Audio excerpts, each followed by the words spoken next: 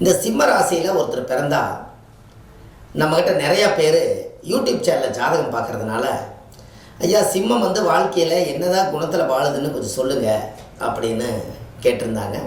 கண்டிப்பாக நான் ஷூட்டிங் எடுக்கும்போது கண்டிப்பாக அதை பற்றி நான் பேசுகிறேன் ஐயா, நீங்கள் கவலைப்படாதீங்க, அந்த பதிவு நான் போடுறேன்னு சொல்லியிருந்தேன். இதோ அந்த பதிவு உங்களுக்காக. இந்த சிம்மம் எந்த மாதிரியெல்லாம் வாழ்க்கையில் செயல்படும் அப்படிங்கிறத நீங்கள் பார்க்கலாம். ஆணுக்காக இருந்தாலும் சரி, பெண்ணுக்காக இருந்தாலும் சரி, இந்த சிம்ம லக்கணத்தில் பிறந்தாலும் சரி, சிம்ம ராசியில் பிறந்தாலும் சரி, அதுக்குள்ளே 3 நட்சத்திரம் இருக்குது. இருந்தாலும் பரவாயில்ல, இந்த குணங்கள் என்ன அப்படின்னு தெரியணும் அல்லவா? அவங்க வாழ்க்கையில் சிம்ம ராசிக்கார் ஆரம்ப காலத்தில் ரொம்ப வறுமையில் கஷ்டப்பட்டவங்க. அவங்க பிறக்கும்போது ரொம்ப வறுமையிலையும் அப்பா அம்மா கஷ்டப்பட்டு அந்த குழந்தை வளர்த்துறதுக்கு ரொம்ப சிரமப்பட்டிருப்பாங்க. இது சிரமப்பட்டு சிம்மம் பிறந்தது ஒரு இடம், வளர்ந்தது ஒரு இடம், இருக்கிறது ஒரு இடம். இந்த சிம்ம ராசியில் பிறந்தாலே, சிம்ம லக்கணத்தில் பிறந்தாலே இப்படித்தான். அவங்களோட பூர்வீகம் எங்கேயோ இருக்கு, ஆனால் வாழ்கிறது வேற ஊரில் தான் அவங்க பஞ்சம் முளைக்கிறதுக்கு அதுக்கப்புறம் 4 மனுஷங்களை பழகி, அதுக்கப்புறம் தொழில் பழகி, அதுக்கப்புறம் ஒரு வியாபாரங்கள் தொடங்கி, அதில் இருந்து வளர்ந்து இடந்தடமாகி வீடு வாசல் கட்டி அந்த ஊர் அட்ரஸை வச்சு வாழ்ந்து காலத்தை கடக்கிறதா சிம்மராசி. இந்த சிம்மராசிக்காரர்கிட்ட என்ன ஒரு விஷயம் கேட்டிங்கன்னா, அன்பாக போனீங்கன்னா தொண்டைக்குள்ளே இருக்கக்கூடிய சாப்பிட தொண்டைக்குள்ளே போயிடுச்சுன்னா கூட இந்த தொண்டைக்குள்ளே இருந்து எடுத்து நீ சாப்பிடு, எச்சியாக இருந்தாலும் பரவாயில்ல நீ சாப்பிடுன்னு அப்படியே கொடுத்துருவாங்க.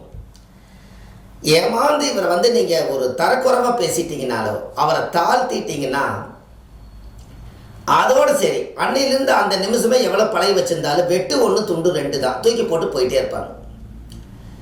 இந்த சிம்மம் ஒரு கௌரவத்துக்காகவே வாழ்ந்துடும். வெளியே சொல்லாது, தன்னிறைவு அடையாது, பேருக்கும் மாலைக்கும் மரியாதைக்குமே வாழ்ந்துட்டு போகும். யாராவது சிம்மராசிக்கார் உன்னை போல வாழ்கிறதுக்கு ஊருக்குள்ளே யாரும் இல்லைன்னு சொல்லிட்டா, ஆஹா அவருக்கு ஆனந்தமான ஒரு யோகம். அவருக்கு ஜாதகத்தில் பாருங்கள், அவர் படிக்கும்போது படித்து எவ்வளவு படிச்சிருக்கிறன்னு தெரியாது, ஆனால் பொது அறிவு ரொம்ப நல்லாயிருக்கும். இந்த பொது அறிவை வச்சு நேக்க பேசி எந்த இடத்துல மிரட்டணுமோ, அந்த எந்த இடத்துல அடங்கணுமோ அது கரெக்டாக அடங்கி தப்பிச்சு ஓடியாந்து. இந்த சிங்கம் இந்த உலகத்தை பூரா தெரிஞ்சுக்கணும்னு ஆசைப்படும். நல்ல ஆரோக்கியமாக சந்தோஷமாக வாழணும்னு நினைக்கும். இந்த மடிப்பு கலையாத துணி போடுறது சிம்மந்தான். அப்படியே ஒரு பார்த்தீங்கன்னா அப்படியே ஒரு கம்பீரமான நடை, கம்பீரமான தோற்றம், நல்ல பிராண்டட் சோப்பு, நல்ல வண்டி, நல்ல காரு, நல்ல சொகுசு வாழ்க்கை, இதை எல்லாம் முதல்ல அனுபவிக்கிறது சிம்மராசி சிம்மலக்கணம் தான். இவங்க ஏன்னு கேட்டால் ராஜ பரம்பரை வம்ச வழியை சேர்ந்தவங்களாக வர்றாங்க. ஏன்னா சிம்மம் என்பது சூரியனோட வீடு. அந்த சூரியனே தன்னுடைய கோணத்தில் மேசத்தில் உச்சம். அதனால என்னென்னா தன்னுடைய பிறந்த வீட்டுக்கு அதிபதியை சிம்மமாக இருக்கிறதுனால ஜமீன்தார், மன்னர்கள், ராஜாக்கள் எல்லாம் எப்படியெல்லாம் வாழ்ந்தாங்களோ அப்படி வாழணும்னு நினச்சி ரொம்ப ஆசைப்பட்டு வாழ்கிறது தான் சிம்மம். அப்போது அந்த சிம்மத்துக்கு அதிகமாக சுகத்தை தேடும். சிங்கம் பார்த்துக்கிறீங்களா? அது காட்டில் அதோட வாழ்க்கையை என்னென்னா சுகமாக அனுபவிக்கிறதா அதோட வாழ்க்கையை. இந்த சிங்கத்துக்கு பின்னாடி நிறைய பெண் சிங்கமெல்லாம் சுற்றிக்கிட்டே இருக்கும். எதுக்குன்னா அது சந்தோஷமாக வாழ்கிறதுக்காகத்தான். அதனால் அதுக்கு கவலைப்படாத ஒரு ராசி எதுன்னு கேட்டால் சிம்மம் தான். எவ்வளவு சீரியஸாக போய் நீங்கள் அவங்ககிட்ட சொல்லுங்கள், அப்படியா சரி சரி பார்த்துக்கலாம் ரைட்டு, அவங்க ஆதகத்தோடு சொல்லுவாங்க, இவங்க அசால்ட்டாக எடுத்துக்குவாங்க. காது குளிர கேட்கவே கேட்காத சிங்கம். இந்த சிங்கத்துக்கு அவ்வளோ பெரிய ஒரு கௌரவம். ஆனால் இது கடைசியில் எல்லாத்துக்கிட்டையுமே இப்படி இருக்கிறாரேன்னு கேட்டு அது எங்கே ஒரு நாளைக்கு சிங்க சாயின்னா தன் குழந்தைகளை நினச்சி தான் அது கடைசியில் வேதனைப்படும். அது வரைக்கும் சிம்மத்தை கையிலேயே பிடிக்க முடியாது. கம்பீரமான வாழ்க்கை, பெரிய பேச்சு, முரட்டு பேச்சு, எப்பேற்பட்டவங்களையும் நிமிர்ந்து நின்று பேசுறது, தில்லா போய் நிற்கிறது, பயப்படாத ராசி. அந்த கம்பீரம், தோற்றம், நகை, நாணயம், கெத்து எல்லாத்தையும் மெயின்டைன் பண்ணும். காசே இல்லைனாலும் கௌரவத்தை விட்டு கொடுக்காது. வீட்டில் ஒன்றுமே இல்லைனாலும் ராஜா போல வாழணும்னு நினைக்கும். இந்த மாதிரி எண்ணத்தை பூராமே அதிகமாக போட்டுக்கிறது சிங்கம் தான். நான் நிறைய பார்த்தாச்சு. இந்த சிம்மராசிக்காரர்களுக்கு மன வாழ்க்கை சரி இருக்கிறது இல்லை.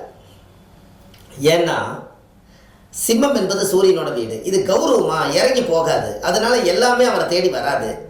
தேவைன்னா இவங்க சிங்கத்தோட குணமே என்ன, பிடிச்சி அடித்து கடித்து திங்கிறது, கேட்காம செய்கிற வேலை. இதை பூராமே சிங்கம் தான் செய்யும். சிங்கத்தை பார்த்துருக்கீங்களா? மான் அப்படி போயிட்டுருக்கும், அனுமதியே வாங்காமல் அந்த மானை பிடிச்சி குரவலையோடு கடித்து ரத்தத்தை உறிஞ்சி அப்படியே கொஞ்ச நேரம் ஒரு லெக் பீஸ் எடுத்துகிட்டு கம்முன்னு விட்டுரும். அதோட உயிரோட மதிப்பு என்னன்னு இந்த சிங்கத்துக்கு தெரியாது.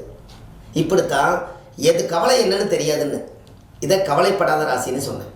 அவங்களுக்குன்னு ஒரு சோதனை வந்தால் தான் அவங்க உணர்வாங்க. அது வரைக்கும் மற்றவங்களோட சோதனையை எடுத்துக்க மாட்டாங்க. ஆனால் பார்த்தா எடுத்துக்கிற மாதிரி தெரியும். சிங்கம் கவலைப்படாது.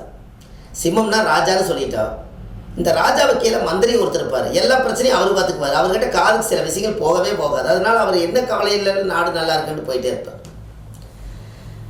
இதே போல தான் இந்த சிங்கத்துடைய குணங்கள். அவங்களோட ஆரோக்கியமே என்ன அப்படின்னு கேட்டிங்கன்னா, பெரிய மனுஷங்களோட நல்லா பழகணும், பேர் புகழ் சாகணும், பதவிகள் வேணும், அரசியல் வேணும், நல்ல பேர் புகழோடு சம்பாரித்து 3 தலைமுறை 4 தலைமுறை உட்கார்ந்து சாப்பிட்ற அளவுக்கு நம்ம தேடிக்கணும்னு சொல்லி அடையாளம் தெரியாமல் அட்ரஸ் தெரியாமல் ஓடிக்கொண்டே இருக்கும் ராசி சிம்மம். ஆனால் யாருக்காக ஓடுறாங்கன்னு அவங்களுக்கே தெரியாது.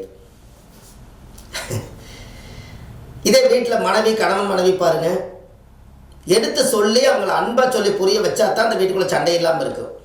அதிகாரம் பண்ண ஆரம்பிச்சிருச்சுன்னா ஒரு பெண்ணு, உடனே பிரச்சனை வந்துடும். மன வாழ்க்கையில் ஒரு குழப்பத்தை உண்டு பண்ணிவிட்டோம். இது வரைக்கும் திருமண வாழ்க்கையில் ஒரு மனம் முடிஞ்ச பெருமையோ மக்களை பற்ற பெருமையோ பெருசாக சாதிக்க முடியலையேங்கிற ஒரு கவலை அவங்களுக்குள்ளே இருந்துக்கிட்டே இருக்கு. ஆனால் எல்லாமே இருக்கு. இந்த சிம்ம ராசிக்காரர்களுக்கெல்லாம் பாருங்கள், அப்பாவுக்கு மகனுக்கு ஒத்தே வராது.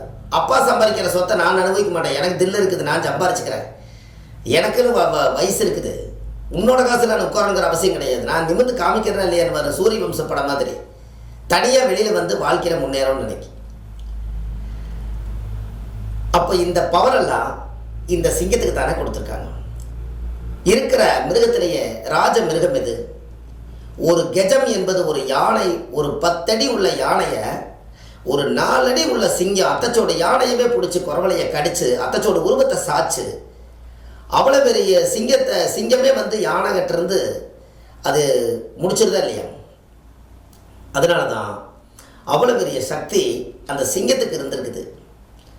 ஆனால் அவங்களுக்கு வாழ்க்கையில் நான் எதற்காக பிறந்தேன், நான் எதற்காக வாழ்ந்து கொண்டிருக்கிறேன், இப்போ எனக்கு என்ன முடிவுங்கிறது அவங்களுக்கு தெரியவே தெரியாது. ஆனால் ஆக மொத்தத்தில் புதுசாக நண்பர்கள் பழகி கொண்டே இருப்பாங்க, அவங்களுக்கு உதவி செஞ்சுக்கிட்டே இருப்பாங்க. ஆனால் எல்லாரும் செஞ்சுட்டு சிம்மத்தை புகழ் பண்ணி எந்த அளவுக்கு பசுமாடாட்ட பாலை கறக்கணுமோ கறந்துட்டு அவங்க போயிடுவாங்க.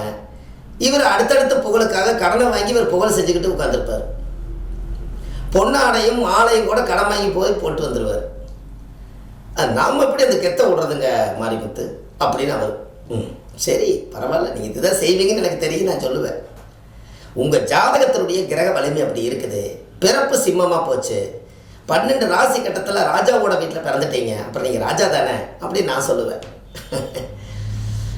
நிறைய வீட்டுகளுக்கு பிரசனம் பார்க்குறக்கு கோவில் பிரசனமெல்லாம் போய் பார்க்க போனோம்னா சிங்க ராசிக்காரங்க தனியாக தெரிவாங்க நம்மளுக்கு. அவங்களோட நடை, உடை, பாவனை, அவங்க பண்ணக்கூடிய ஸ்டைலு, அந்த பந்தா, இதெல்லாம் பார்த்தீங்கன்னா நம்மளுக்கு தனியாக தெரியுது சிம்மமாக தான் இருக்கும்னு. அந்த கெத்தை மெயின்டைன் பண்ணும், அதுவே காமிச்சு கொடுத்துரும். ஒரு சிங்கம் வருதுனால எல்லாரும் ஒதுங்குவாங்க பார்த்தீங்களா, அந்த பவர் அவங்ககிட்ட இருக்கிறது தனியாக தெரியும். இப்படியெல்லாம் இந்த சிங்கத்துக்கு அவ்வளோ ஒரு பவர்.